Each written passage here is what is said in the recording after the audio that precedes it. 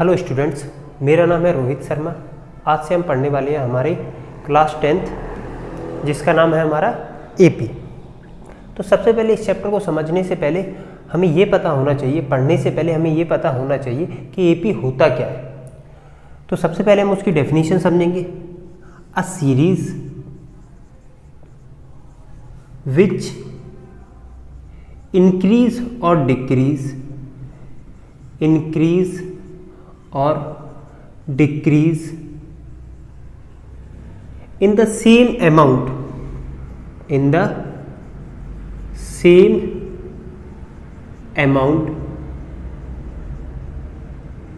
each time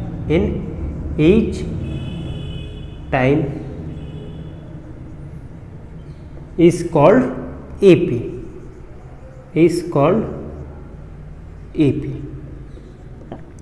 समझ आया कि नहीं? तो इसकी डेफिनेशन को हम थोड़ा एनालाइज करते हैं। एक ऐसी सीरीज जो हर बार एक सेम अमाउंट में इंक्रीज हो या सेम अमाउंट में डिक्रीज हो, तो उस सीरीज को हम क्या बोलते हैं? एपी। इसका एग्जांपल समझते हैं। जैसे सपोज दैट हमारे पास एक सीरीज दी गई है 2, 4, 6, 8, 10, 12 डैश डैश डैश। तो इस सीरीज की अगर हम बात करें, ये एक सेम अमाउंट में हमें इंक्रीज होते हुए दिख रही है। जैसे सपोज दैट अगर हम इस टर्म की बात करें जो इसका पहला टर्म है, तो इसमें अगर हम 2 ऐड कर दें तो हमें क्या मिल जाएगा? Next term. इसमें अगर हम 2 ऐड कर दें तो हमें क्या मिल जाएगा? Next term. इसमें अगर आप 2 कर दो तो आपको क्या मिल जाएगा? Next term. मतलब एक फिक्स नंबर को आप अगर उसके एक टर्म में ऐड करते हो तो आपको उसका क्या मिल जाएगा? नेक्स्ट टर्म मिल जाएगा। तो इसी को हम क्या बोलते हैं? एपी। अब अगर हम डिक्रीज की बात करें, जैसे सपोज दैट अगर मेरे पास एक एपी दी गई 50, 45, 40, 35, 30 डैश डैश डैश। अगर हम इसकी बात करें तो ये भी एक एपी है। इसकी हम क्या कर रहे हैं कि एक टर्म से एक सेम अमाउंट में अगर हम एक नंबर को हर एक टर्म से माइनस कर रहे हैं तो हमें उसके नेक्स्ट टर्म हमें मिलता जा रहा है। जैसे सपोज दैट अगर इसमें हमें क्या मिल रहा है? 50। तो 50 में से अगर मैंने 5 माइनस किया तो मुझे क्या मिल गया? 45। 45 में से 5 माइनस किया तो मिल गया 40। 40 से 5 माइनस किया तो मिल गया 35। तो इसे हम क्या बोलेंगे? एक ये जो एपी हमें मिल रही है ये एक सेम अमाउंट में डिक्रीज हो रही है, और जो ये ऊपर वाली फर्स्ट जो एपी हमें दिख रही है ये क्या हो रही है? एक सेम अमाउंट में इंक्रीज हो रही है। तो इन्हें हम क्या बोलते हैं? एपी। या तो वो सेम अमाउंट में बढ़े या सेम अमाउंट में कम हो, मतलब उनके दो टर्म का डिफरेंस हर जगह हमें कैसा मिले? सेम मिले। जैसे कि अगर हम इस ईपी की बात करें तो इन दो टर्म का डिफरेंस आपको क्या मिल रहा है? 2। देखो 6 - 4 यानी कि 2। इन दो टर्म का आपको डिफरेंस क्या मिल रहा है? 2। अब अगर हम यहाँ पे देखें, इन दो टर्म का हमें डिफरेंस क्या मिल रहा है? -5। इसमें से अगर हम इसे सेपरेट करेंगे तो क्या मिलेगा? -5। इन दोनों का डिफरेंस हमें क्या मिल रहा है? मतलब 35 - 40 यानी कि -5। मतलब हर जगह हमें ऐसा देखने को मिलेगा कि आपको सेम अमाउंट में या तो ये इंक्रीज होगी या डिक्रीज होगी। जैसे 30 - 35 तो हमें क्या मिल जाएगा? -5। तो हम बोल सकते हैं कि ये एपी है। अगर हम देखें जैसे suppose that 2, 5, 7, 10, 12 dash dash dash. इसकी अगर हम बात करें, ये भी एक सीरीज है, तो इसमें क्या ये एपी हो सकती है? तो हम इसे चेक कर लेंगे। चेक करने के लिए हमें क्या करना है? जैसे सपोज दैट इन दो टर्म की अगर हम बात करें, इनमें डिफरेंस कितना दिख रहा है हमें? 3। 5 - 2 यानी कि 3। इन दो टर्म की बात करें तो यहाँ में क्या मिल रहा है? 2। तो हम क्या बोल सकते हैं कि ये एपी नहीं है, क्योंकि हर जगह हमें डिफरेंस कैसा मिलना चाहिए? एक सेम मिलना चाहिए। डेफिनेशन में क्या लिखा है? इंक्रीज और decrease in the same amount in each time. मतलब हर बार या तो वो सेम अमाउंट में इंक्रीज हो या सेम अमाउंट में क्या हो? डिक्रीज हो। अगर ऐसा होता है तो वो एपी होगी, अदरवाइज वो एपी नहीं होगी। समझ आया यहाँ तक सभी बच्चों को? थोड़ा सा आगे बढ़ते। जैसे सपोज दैट अब अगर हम बात करें, जो ये हमने एक एग्जाम्पल लिखा है एपी का, तो इसकी ये जो फर्स्ट नंबर पे लिखा है इसे हम बोलते हैं कि A1 यानी कि फर्स्ट टर्म। इसे बोलते हैं A2 यानी कि सेकेंड टर्म। A2 मतलब सेकेंड टर्म की वैल्यू। यानी कि ये क्या हो गया, उसका फिफ्थ टर्म हो गया, सॉरी फोर्थ टर्म हो गया। फोर्थ टर्म क्या हो गया, यानी कि इसे हम क्या बोलेंगे A4, इसे क्या बोलेंगे, ये सिक्स टर्म हो गया A6। तो ये हमें क्या मिल जा रहा है, इसके नंबर ऑफ टर्म, ये मतलब किस नंबर पे आ रहा है। अब सपोज दैट अगर हम बात करें, एक और इसमें चीज आती है जिसे हम बोलते हैं D, यानी कि कॉमन डिफरेंस। कॉमन डिफरेंस इसको हम कैसे फाइंड करते हैं या कैसे निकालते हैं। किसी भी एपी का अगर आपको कॉमन डिफरेंस निकालना है तो क्या करना होता है, हमें उसके दो कंसेक्यूटिव टर्म का डिफरेंस निकालना है। जैसे सपोज दैट डी की वैल्यू निकालनी है हमें इस एपी के लिए, तो क्या करेंगे A2 माइनस A1, तो वो हमें क्या मिल जाएगा 4 माइनस 2, यानी कि डी की वैल्यू इसमें क्या आ रही है 2। और अगर आप, जरूर नहीं है हम फर्स्ट टर्म की ही बात करें, कहीं से भी आप कोई दो टर्म ले लो और उनका डिफरेंस निकाल दो। और डिफरेंस निकालना कैसे है, जैसे सपोज दैट अगर हम बात करें किसी एक पर्टिकुलर टर्म से उसके प्रीवियस टर्म को, उसके पहले वाले टर्म को हमें क्या करना है, माइनस करना होता है। जैसे सपोज दैट इन दोनों को अगर हम इसमें से इसे माइनस कर दें, जैसे डी, तो क्या हो जाएगा A5 माइनस A4। क्या करना है हमें, उस जैसे A5 में से माइनस कर रहे हैं तो A6 माइनस नहीं करेंगे, उसके प्रीवियस टर्म, उसके पहले वाला टर्म, इसके A5 के पहले कौन सा आएगा A4।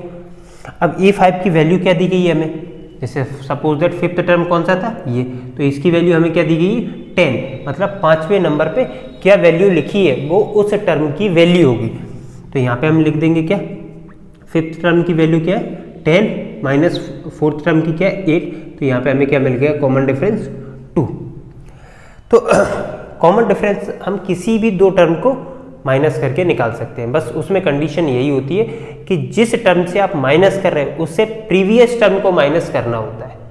समझ आया।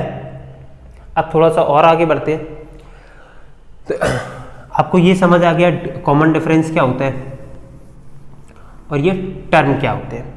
अब किसी भी एपी का जो स्टार्टिंग पॉइंट होता है, जैसे ये जहाँ से स्टार्ट हो रहा है उसे हम बोलते हैं क्या A। तो इस एपी में A की वैल्यू क्या है 2, इस एपी में D की वैल्यू क्या है, D की हम कैसे निकालेंगे A2 माइनस A1, यानी कि 4 माइनस 2 जो हमें मिल जाएगा 2, तो D की वैल्यू क्या होगी 2। समझ आया कि नहीं। अब सपोज दैट अगर हमें ये निकालना है कि इस एपी का 20th टर्म क्या होगा, मतलब 20th टर्म की वैल्यू क्या होगी, find the 20th term of AP, मतलब जो हमें ये एपी लिखी है इसका 20th टर्म निकालना है। तो आपको कोई सा भी टर्म निकालना हो तो उसके लिए एक जर्नल फॉर्मूला दिया गया, हमारी बुक में भी दिया गया, और वो फॉर्मूला क्या है A/n, मतलब जिस टर्म की हमें वैल्यू निकालनी है उस टर्म की यहाँ पे बात करेंगे। an = a plus n minus 1 into D. ये क्या हो गया journal term of an AP. जैसे सपोज दैट हमें इसमें क्या निकालना था 20th टर्म की वैल्यू निकालनी थी, तो किस टर्म की बात हो रही है बेटा 20th टर्म की। तो n क्या होता है नंबर ऑफ टर्म, मतलब जिस टर्म की बात कर रहे हैं हम लोग या जिस टर्म की हमें वैल्यू निकालनी होती है उसकी वैल्यू हम यहाँ पे पुट करेंगे। तो इस एपी की अगर हमें 20th टर्म की वैल्यू निकालनी है तो हम यहाँ से निकाल देंगे A20, n की जगह क्या पुट कर देंगे जो टर्म हमें फाइंड करना है, तो 20th टर्म फाइंड करना है, तो इसमें हमने क्या रख दिया A20। A की वैल्यू क्या है इस AP की, तो A की वैल्यू क्या है 2 प्लस n मतलब जिस टर्म की हम बात कर रहे हैं, तो कौन A की वैल्यू बेटा सॉरी यहाँ पे पुट कर देंगे, क्या हो जाएगा 2।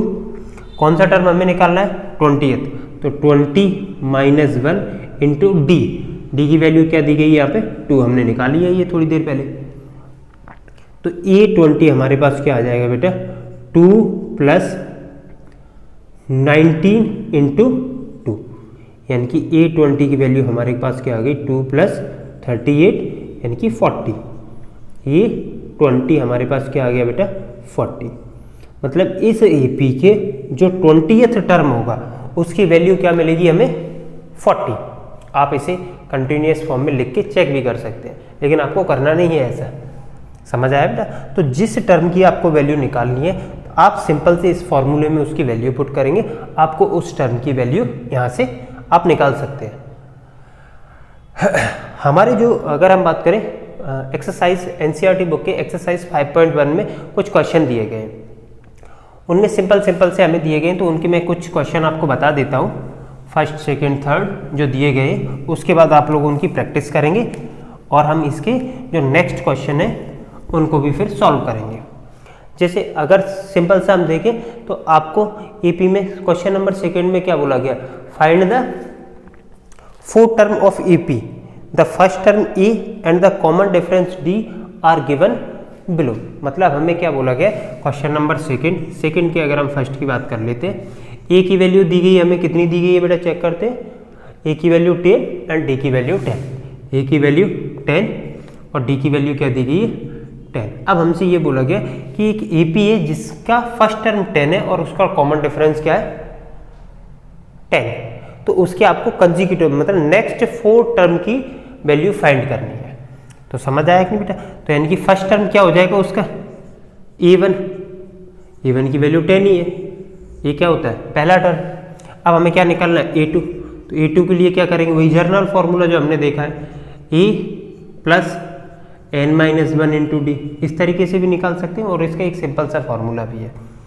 तो यानी कि a2 इज इक्वल टू क्या हो जाएगा, a की वैल्यू क्या 10 प्लस 2 - 1 इंटू 10, तो यानी कि इसकी वैल्यू हमारे पास क्या आ गई बेटा 10 प्लस 10, यानी कि a2 क्या आ गया 20। तो ये हमारे पास क्या आ गया सेकेंड टर्म। इसी तरीके से अगर हमें थर्ड टर्म निकालना है तो a3, तो ये जो जर्नल फॉर्मूला हमें दिया गया है इसमें हम क्या रखेंगे, n की जगह यहाँ पे a अंदर, तो n की जगह क्या थर्ड टर्म की बात हो रही है, तो यहाँ पे क्या रख देंगे n इज इक्वल टू 3, तो a की वैल्यू क्या है अभी भी सेम है 10 प्लस n की वैल्यू चेंज हो जाएगी क्योंकि यहाँ पे हमने क्या निकाला था सेकेंड टर्म, यहाँ पे कौन सा टर्म है थर्ड टर्म, तो यहाँ पे थर्ड टर्म की वैल्यू क्या आ जाएगी, यहाँ पे n की जगह क्या आएगा 3 - 1 इंटू 10, यानी कि a3 बेटा हमारे पास क्या निकल के आ जाएगा 10 प्लस 2 इंटू 10, यानी कि मैं डायरेक्ट यहाँ पे लिखता हूँ 30। तो आपको पूछा गया था 4 टर्म पूछे गए थे, तो थर्ड टर्म ये हो गया। अब अगर हम बात करें a4 की, मतलब फोर्थ टर्म क्या होगा, तो यानी कि a4 इज इक्वल टू ए की वैल्यू हमें इसमें गिवन है क्वेश्चन में, वो क्या है 10 प्लस 4 - 1 इंटू 10, तो a4 हमें बेटा क्या मिल गया 10 प्लस 3 इंटू 10, यानी कि a4 की वैल्यू क्या आ गई 40। तो ये हमें क्या मिल गया उस एपी के जो हमसे 4 टर्म पूछे गए थे, तो वो क्या हो जाएगी एपी के चारों टर्म, यानी कि 10 a1 यानी कि फर्स्ट टर्म, a1 और a सेम है, सेम होता है हर एक सीरीज की बात करें। a2 की वैल्यू क्या है 20, a3 की वैल्यू क्या है 30 एंड a4 की वैल्यू क्या है 40। तो इस तरीके से आपसे एपी के 4 टर्म पूछे गए थे क्वेश्चन नंबर सेकंड में, तो वो हमने ये क्या कर लिए कैलकुलेट कर लिए। आपको इसी तरीके से इस बुक में जो एनसीईआरटी की बुक में जो हमें क्वेश्चन दिए गए आप सारे इस तरीके से कर सकते हैं। किसी को किसी भी क्वेश्चन में अगर प्रॉब्लम आए तो बेटा वो बता सकता है। क्वेश्चन नंबर अगर हम थर्ड की बात करें तो क्वेश्चन नंबर थर्ड में हमें क्या बोला गया, for the following APs right the first term and common difference. कुछ एपीज हमें दी गई हैं तो उसमें हमें क्या निकालना है उसका फर्स्ट टर्म और कॉमन डिफरेंस। बेटा मैं लिख दिया करूँगा, उसके बाद आप लोग जब जैसे ही क्वेश्चन खत्म होता है उसके बाद स्क्रीनशॉट ले लो, जिससे आपको आराम से जब आपको ज़रूरत पड़ेगी तो आप उसे देख सकते हैं। जैसे हमें एपी क्या दी गई है 3,1, थर्ड का क्वेश्चन नंबर 1 3,1, -1, -3। अब हमसे ये पूछा गया इस एपी का फर्स्ट टर्म और कॉमन डिफरेंस क्या होगा, तो फर्स्ट टर्म मतलब ए, तो ए आपको क्या दिया गया ए इज इक्वल टू 3, मतलब उस एपी का फर्स्ट टर्म क्या हो जाएगा बेटा 3। अब कॉमन डिफरेंस हम कैसे निकालते हैं, यानी कि कॉमन डिफरेंस को हम डिनोट किससे करते हैं डी से रिप्रेजेंट करते हैं, तो वो क्या होता है a2 माइनस a1। देखो a2 से हम क्या माइनस कर रहे हैं a1, मतलब उसके पहले वाला टर्म उसका प्रीवियस टर्म, तो डी की वैल्यू क्या आ जाएगी बेटा, यहाँ पे रख दें 1 - 3, यानी कि डी की वैल्यू क्या आ गई 2। तो इस तरीके से आपको ये क्वेश्चन नंबर थर्ड भी आपका सॉल्व हुआ। आपको सिर्फ इतना ही पूछा गया था कि उसमें ए की वैल्यू क्या होगी एंड डी की वैल्यू क्या होगी। तो आई होप आप लोगों को ये समझ आ गया होगा। क्वेश्चन नंबर 4 में आपको क्या बोला गया, which of the followings are AP if they are form an AP, find the common difference d and write 3 more terms. हमसे क्या बोला गया कि क्वेश्चन नंबर 4 में